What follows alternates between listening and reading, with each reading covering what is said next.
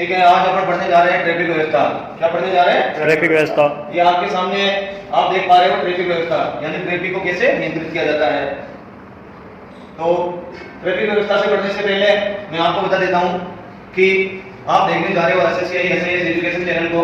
पसंद आए तो लाइक करना, शेयर करना, सब्सक्राइब करना और नोटिफिकेशन घंटी का बटन जरूर दबाना ताकि आने वाले अच्छे वीडियो आपके सामने आ सके। तो इसी के साथ शुरू करते हैं। नेक्स्ट वीडियो में आप देख पा रहे हो ट्रैफिक ड्यूटी। आज अपन पढ़ने जा रहे हैं ट्रैफिक ड्यूटी, यानी ट्रैफिक ड्यूटी किस प्रकार से है और ट्रैफिक ड्यूटी कैसे की जाती है, इस बारे में आज अपन इस तरह से पढ़ेंगे। तो सबसे पहले आपको मैं बता दूं कि आप सामने जो देख पा रहे हो ट्रैफिक को सुचारू रूप से चलाते हुए जवान, यानी ट्रैफिक को कैसे व्यवस्थित तरीके से सुचारू रूप से चलाया जाता है। उसके बाद आगे देखिएगा ये व्यवस्था कहां पर लागू होती है। उसके बाद देखिए प्रत्येक उस जगह जहां पर वाहनों की भारी मात्रा में आवाजाही हो वहां पर ये ट्रैफिक का खतरा रहता है, तो ट्रैफिक को कैसे नियंत्रित किया जाता है, यानी वहां पर ट्रैफिक जाम नहीं होने देना है। उसके बाद इस व्यवस्था को सुचारू रूप से चलाने के लिए किसकी जरूरत होती है, आप देख पा रहे हो। उसके बाद इसके लिए ट्रैफिक को प्रशिक्षित व्यक्ति की आवश्यकता होती है, इसलिए आपको ट्रैफिक का रूल और नियम आपको पता होने चाहिए। उसके बाद आगे मैं आपको बता देता हूं। सबसे पहले इसके बारे में अपने इस प्रकार से पढ़ेंगे पूरी डिटेल से।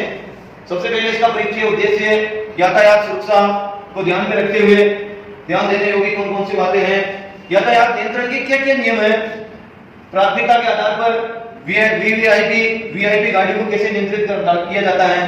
उसके अलावा संयंत्रों के कुशल यातायात संबंधित कार्य महत्व, यातायात संबंधी आपातकालीन परिस्थितियों के लिए क्या कार्रवाई होती है, साथ में निष्कर्ष और अभ्यास के बारे में जानेंगे।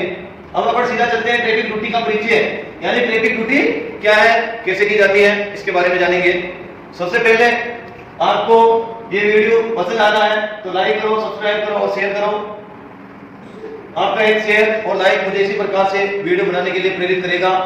अब आगे आप देखिए ट्रैफिक ड्यूटी का परिचय एक नजर में। पूर्व काल में यातायात के अच्छे साधन नहीं थे, प्राचीन काल में यातायात के साधन आप देख पा रहे हो। उसके बाद आते हैं प्रगति के साथ साथ नए साधनों का उपयोग होने लगे, जिसके कारण ट्रैफिक की समस्या आने लगी है। सड़क पर ट्रैफिक जाम जो कि आप आजकल आए दिन देखते रहते हो। अंत दुर्घटना रहित यातायात व्यवस्था के निर्माण करना ही यातायात नियंत्रण ट्रैफिक कंट्रोल कहलाता है, यानी किसी प्रकार की कोई घटना या दुर्घटना न हो, इस प्रकार से यातायात को नियंत्रित करना ही ट्रैफिक ड्यूटी कहलाता है। ट्रैफिक नियंत्रण ट्रैफिक ड्यूटी कहलाता है। ट्रैफिक ड्यूटी में यातायात को नियंत्रित करना होता है, जो कि आप देख पा रहे हो दुर्घटना रहित यातायात व्यवस्था। अब आगे अपन चलते हैं, इसकी क्या उद्देश्य है। सबसे पहले सुरक्षा कर्मी को ट्रैफिक ड्यूटी से अवगत कराना, यानी सबसे पहले एक प्रशिक्षित सुरक्षा कर्मी को ट्रैफिक ड्यूटी के बारे में ज्ञान होना चाहिए, जो कि ट्रैफिक ड्यूटी से जवानों को अवगत कराते हुए जो आप देख पा रहे हो। अब आगे देखिएगा ट्रैफिक व्यवस्था को सुचारू रूप से कैसे चलाते हैं। ट्रैफिक व्यवस्था को सुचारू रूप से चलाने के लिए आप सामने एक चित्र के माध्यम से आप देख पा रहे होंगे कि ट्रैफिक व्यवस्था को एक सुचारू रूप से चलाता प्रशिक्षित जवान। अब आगे मैं आपको ले चलता हूं दुर्घटनाओं को रोकना, दुर्घटना को रोकते हुए जवान, यानी जहां पर जो नियंत्रित यातायात को नियंत्रित करना, यानी जो आगे किसी भी प्रकार से जो रूल रेगुलेशन उसी के तहत कार्रवाई करते हुए यातायात को आने जाने से रोकना। अब आगे अपन देखेंगे यातायात सुरक्षा के दौरान ध्यान देने वाली बातें। सबसे पहले यातायात सुरक्षा के दौरान कौन कौन सी बातें हैं जिनको अपन ध्यान में रख सकते हैं। तो ध्यान में रखने वाली बातों में सबसे पहले पढ़ेंगे यातायात के संकेतों के बारे में जानकारी। यातायात के कौन कौन से संकेत हैं, उनका यूज किस प्रकार से होता है, यानी संकेतों के माध्यम से अपने को यातायात नियंत्रित करना होता है। उसमें आप देखिएगा सबसे पहले नियमों और कानूनों की जानकारी। यातायात के संकेत आप सामने देख पा रहे हो, एक वन वे है, डिटूर है, उसके अलावा स्पीड लिमिट आप देख पा रहे हो, 4 वे है। इस प्रकार से आपको यातायात के संकेतों को आपको ध्यान में रखना है। नियमों की अनदेखी करते हुए जुर्माना देने की व्यवस्था या जुर्माना के प्रति कड़ा रूप अपनाना एक सुरक्षा कर्मी का दायित्व है। चार्ज का लेन-देन सही निर्णय तुरंत लेने की क्षमता होनी चाहिए। उसके अलावा नोटबुक एवं पेन अपने पास में रखना चाहिए एक सुरक्षा कर्मी को। आपातकालीन स्थिति में क्या कार्रवाई होती है, आप देख पा रहे हो आपातकालीन स्थिति में जो कार्रवाई करते हुए जवान। अब आगे अपन सीधा ले चलते हैं यातायात के नियमों के नियंत्रण किस प्रकार से होता है, यानी यातायात नियंत्रण के क्या क्या नियम है।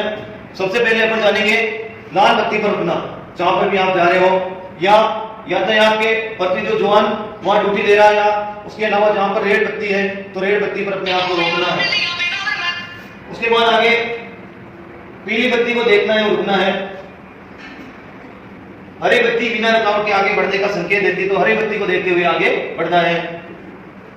इंडिकेटर का प्रयोग सही से करना है। इंडिकेटर का आप राइट और लेफ्ट मुड़ रहे हो तो इंडिकेटर का प्रयोग करना है। गति धीमी करना है। अस्पताल के पास हॉर्न न बजाए, हॉर्न को न बजाए, इस प्रकार का सिंबल आता है हॉर्न नहीं बजाने का। नो एंट्री पर ध्यान, नो एंट्री का बोर्ड लगा हुआ होता है कि नो एंट्री है, तो नो एंट्री का ध्यान आपको रखना है। आगे आपको देखिएगा, इसी में आगे मैं ले चलता हूं आपको। प्राथमिकता के आधार पर वीआईपी इमरजेंसी गाड़ियों को किस प्रकार से रास्ता देते हैं, इस बारे में अपन आगे बात करने जा रहे हैं। वीआईपी गाड़ियों के लिए रास्ता बनाते हुए सुरक्षा कर्मी जो कि आप देख पा रहे होंगे, वीआईपी को इमरजेंसी गाड़ी को रास्ता सबसे पहले दिया जाना चाहिए। वीआईपी गाड़ी को पूर्व सूचना मिलने पर कार्रवाई के को रोक देना अथवा मार्ग बदलकर रास्ता देना है। दुर्घटना के कारण मार्ग का रास्ता बदलते सुरक्षा कर्मी, दुर्घटना की स्थिति में गाड़ी का रास्ता बदल दिया जाता है। दुर्घटना के कारण मार्ग बंद करते सुरक्षा कर्मी आप देख पा रहे हो। पुलिस रोड क्लोज, सूझबूझ और सतर्कता से कार्य करना है। संयंत्रों में यातायात नियंत्रण संबंधित कार्य का क्या महत्व है? सबसे पहले महत्व के बारे में जानते हैं। तो दुर्घटना की जानकारी देते हुए जवान, दुर्घटना की जानकारी सुरक्षा विभाग को तुरंत देनी है। हाथ के संकेतों का प्रयोग करना है। संकेतों का पूर्व अभ्यास अवश्य करें। ओवर स्पीड गाड़ी पर ध्यान दें। मार्ग में अवरोध पैदा न होने दें। हाथों के संकेतों का प्रयोग करके उसके बाद बिना हेलमेट अथवा लाइसेंस वाली गाड़ी को रोकना, अव्यवस्थित गाड़ियों को व्यवस्थित तरीके से लगाना। उसके बाद दुर्घटना की लिखित रिपोर्ट फौजी विभाग को देनी है। यानी बिना हेलमेट को गाड़ी चालक को रोकता सुरक्षा कर्मी, यानी हेलमेट के बिना जीवन को खतरा हो सकता है, तो एक हेलमेट से दुर्घटना रोकी जा सकती है।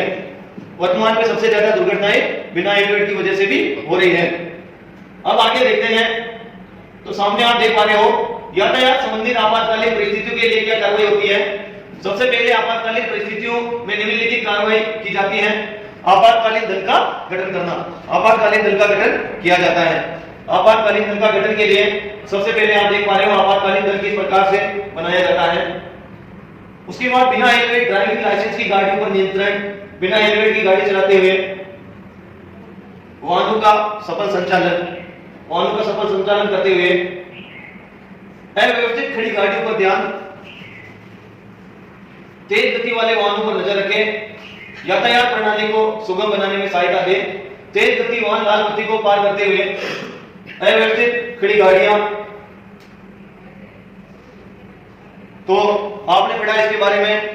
अब इसके बारे में क्या क्या निष्कर्ष है उन सब के बारे में आगे देख लेते हैं, क्योंकि इससे वीडियो थोड़ा लंबा हो जाएगा। तो अगले नेक्स्ट वीडियो में अपन इसके निष्कर्ष के बारे में चर्चा करेंगे। लेकिन जल्दी से अपन निष्कर्ष को देख लेते हैं। सबसे पहले जल्दी सबसे यातायात प्रबंधन सुरक्षा व्यवस्था की रीढ़ है। यातायात प्रबंधन को नियंत्रित करता हुआ जवान जो कि आप देख पा रहे हो। उसके बाद यातायात के नियमों और संकेतों तथा तीनों की पूर्ण जानकारी हासिल करें। यातायात नियमों और संकेतों की जानकारी देते हुए आप देख पा रहे हो दुर्घटना रहित वातावरण का निर्माण होना चाहिए। दुर्घटना रहित निर्माण वातावरण का निर्माण करते हुए जवान। उसके बाद आगे देखिएगा इसका क्या अभ्यास। सबसे पहले यदि मार्ग में लाल बत्ती जल रही हो तो उसका क्या मतलब होता है, ट्रैफिक ड्यूटी किसे कहते हैं, यातायात सुरक्षा के दौरान सुरक्षा कर्मी को ध्यान देने योग्य बातों पर विस्तार क्या है। उसके बाद यातायात नियंत्रण के बारे में आप क्या जानते हो, यातायात संबंधित नियंत्रण नियमों के बारे में लिखे।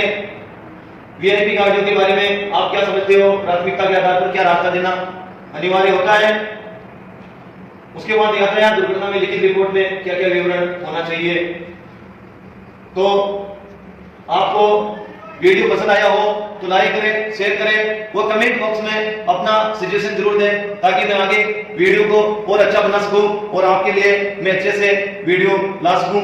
इसीलिए इसको लाइक करो, सब्सक्राइब करो और घंटी का नोटिफिकेशन बटन दबाइए। जय हिंद, जय भारत। मिलते हैं अगले नेक्स्ट वीडियो में इसी के साथ।